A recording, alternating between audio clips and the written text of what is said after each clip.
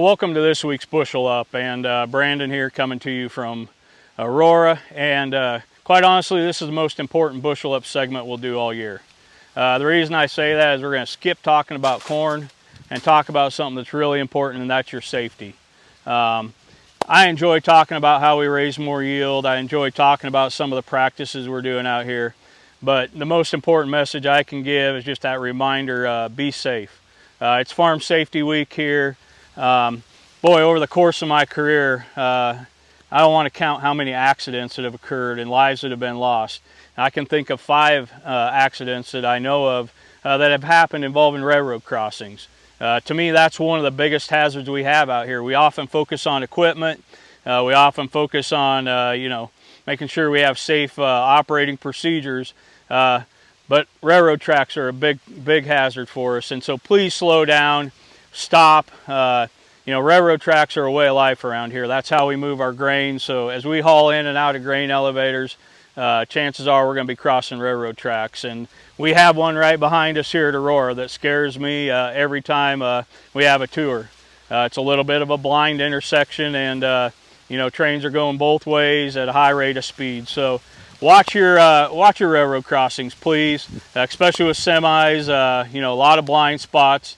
Also with intersections, a lot of blind intersections till we get through harvest here. We don't want to see one person hurt, injured, let alone a loss of a life here. So slow down at your intersections. I've driven semi. I know the temptation to roll through an intersection, not come to a complete stop. It's a pain in the butt to shift through the gears, I get it. But that one time is all it takes to have an accident. So please be safe. We want to keep talking about how we raise more corn, but we got to have you here to do that. Second most important thing I'd like to talk about is probably the most important decision you can make for your farm as well, and that's grid soil sampling. I've been doing this for 26 years, and I didn't have grid soil samples the first few years. But for me, that's one of the most important pieces of information that I can look at to help you on the farm. And so get those lined up. I've been doing this, like I say, I'm getting old, losing my hair. I still have not obtained the ability to look down at the ground and know what's in the soil. So the only way we do that is with a soil sample, and we want to get those lined up and follow right behind the combine. Mother Nature, like I said, we never know what she's going to throw us. So we want to get those so we can get those samples pulled. We've all heard about the sticker shock of fertilizer prices.